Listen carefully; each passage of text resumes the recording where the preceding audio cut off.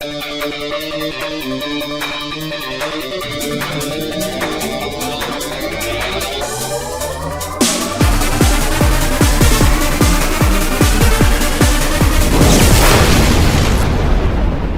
I'm Simon out of BC and welcome to highlights of the 2012 Formula SimRacing World Championship. Round 7 is the Korean Grand Prix, set around the recently built Korean International Circuit. The Herman Tilke designed track has been likened to the Hungaroring, with the middle and final sectors featuring a continuous flow of corners that demand the utmost concentration from the drivers. The track also features 3 very long straights, providing ample overtaking opportunities for the cars. Qualifying saw a surprise pole position, going to Estonian Ivar Kalamäes in only his 3rd WC start. Dejan Kostadinov would join his sister teammate on the front row, and Rasmus Tali came in 3rd, achieving a fantastic result for GT Amiga Racing and RS Evo. Peter Burlak pulled a good result out of the bag for Twister Racing to qualify in 4th. Philip Puška set the 5th fastest time for Go Speed Racing, and Yannick Lapchan continued his strong qualifying form to take 6th. Marcel van der Linden, the latest driver to compete for the RC France Racing Team, qualified in 7th. Netrex driver Gergo Baudi achieved 8th place, and Faster Than Speed's reserve driver Zoltan Chudi impressed with a 9th position. Despite limited testing, Patrick de Wit was just able to put his MacCore car inside the top 10. Twister driver Mohammed Patel made it into 11th on the grid, and driving in his first WC race for 2012, Cyril Verdmuller made 12th for Precision Motorsports. John-Eric Saxon could only manage 13th place, with Mark Albert setting the 14th fastest time for Ash Racing.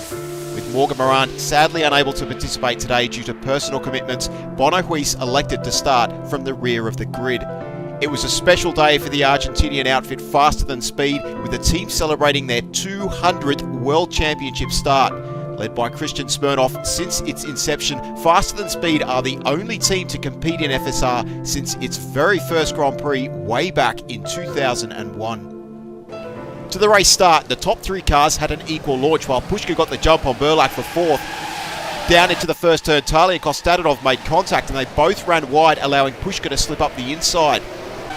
Down the long straight, and Kostadinov had now dropped behind Burlak, though he challenged the Croatian into turn 3 to retake his position. Further behind, Baudi broke a tad late, and there was plenty of tyre rubbing among the midfield, though fortunately everyone maintained control. Into turn 4, Tali made a very aggressive attempt on Puška, the pair making contact with Tali taking over 2nd place. More contact was made as Puška made an attempt on Tali's inside on the following corner, but this didn't work for the German and allowed Kostadinov to get alongside. The pair then proceeded to drive alongside all the way through to turn 9 before the Bulgarian seemed to get ahead. But taking the defensive line, Kostadinov compromised his exit, allowing Puška back alongside before the Go Speed driver eventually got back into his place. At the end of the opening lap, Ivar Kalamäes was comfortably in the lead. Rasmus Tali into 2nd, Puška 3rd, Kostadinov 4th, and Peter Burlak had dropped to 5th. Baudi's difficult start had him down into 10th. Patel had dropped into 14th, and Bono Huis had made a cracking start, taking 6 positions, now up into 13th place. Burlak continued to struggle somewhat, losing 2 places into turn 3 to Yannick Lapchan and Marcel van der Linden. Meanwhile, Huis continued to move up quickly, passing John-Eric Saxon into the opening corner, and then teammate Cyril Verdmuller for 11th place. Patrick de Wit then made a move on Zoltan Chudi for 8th place, with the MacCore driver feigning an outside pass before switching back to the inside line and just getting far enough ahead to complete the move. Immediately behind, Gergo Baudi was desperately looking to take advantage of the situation, but he couldn't find any room before he yielded to a challenge from Bono Huis. Chudi then made a mistake running too deep into turn 10, dropping back into 11th behind both Huis and Baudi.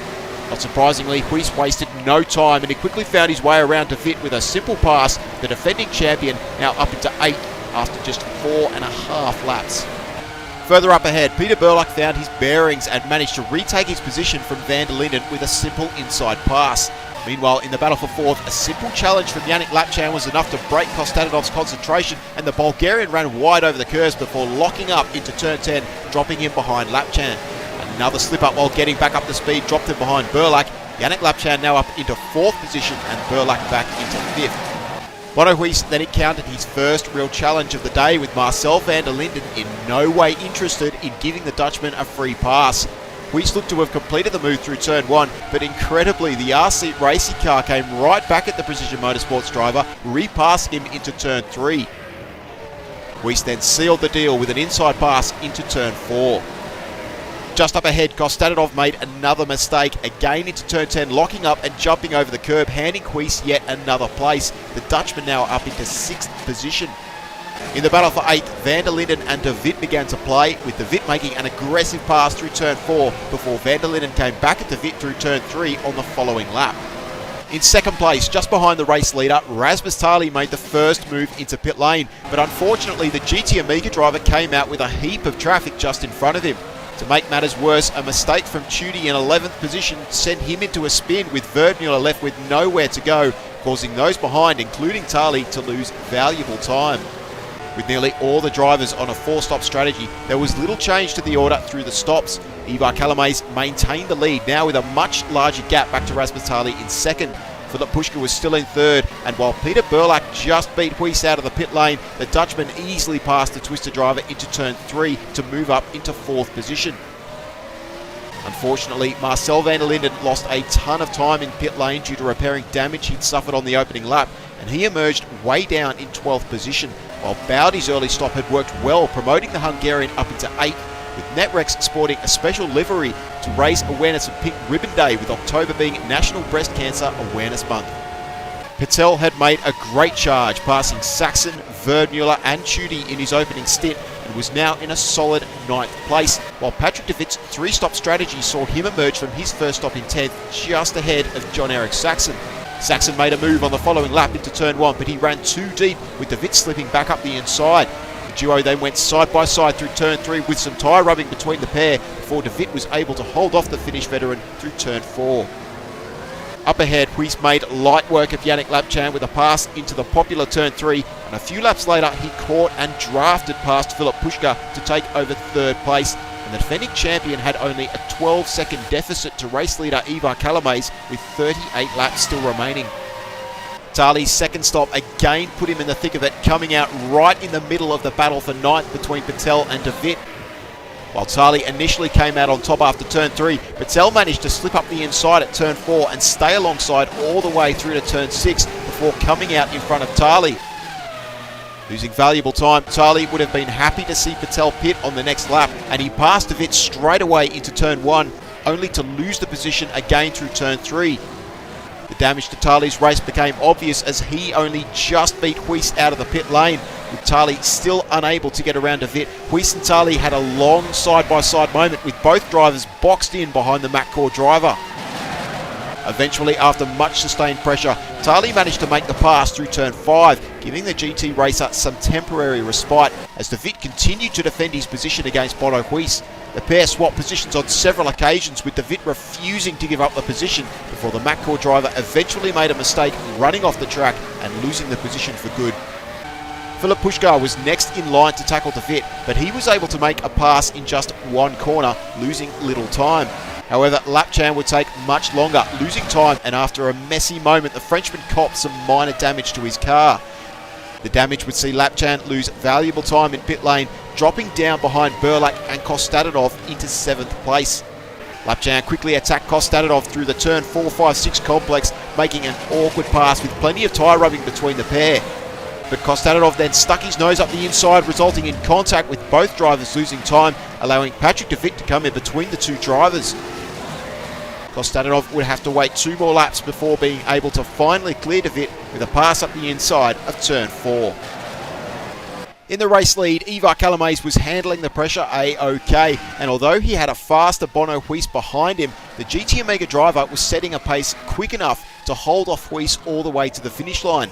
Rasmus Tali remained in 3rd, Philip Puschke in 4th, and Peter Burlak in 5th, with Yannick Lapchan in 6th, just ahead of Dejan Kostadinov in 7th. Patrick de Wit's 3-stop strategy saw him emerge from his final stop in 9th place behind Gergo Baldi in 8th, while John-Eric Saxon had leaped ahead of Mohamed Patel through the pit stops. While it looked like the finishing positions had been decided, it became apparent that Kostadinov was having some sort of engine trouble as the Bulgarian was short-shifting down the straights, and as the race drew to a close, he lost positions to Baldi, de Wit and finally Saxon as the RS Evo car slowly began to smoke. Taking a dominating win, Ivar Kalamays won the race in only his 3rd WC appearance, becoming only the 3rd driver to take a win in the 2012 season, and the first WC win for GT Amiga Racing.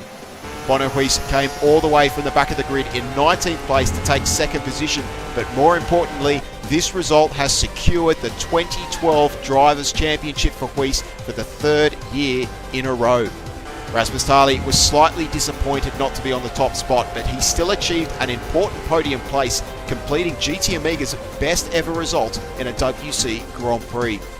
Philip Pushka brought his Go Speed car home, driving a solid race, taking 4th place, comfortably ahead of Peter Burlak, who was unhappy with his pace, but more than happy to take 5th position. Yannick Lapchan scored some decent points for the first time in a while in 6th place, and Gogo Baldi crossed the line in 7th. Patrick de Wit's 3-stop strategy no doubt caused some headaches for the others in the field, but he was able to finish in 8th. John-Eric Saxon was pleased to score points for Faster Than Speed in their 200th Grand Prix, crossing the line in 9th, and Dejan Kostadanov just held on to 10th place, picking up the final point. As already mentioned, Bonohuis has now taken the driver's crown for the 3rd year running, certainly making an amazing impression in the world of sim racing.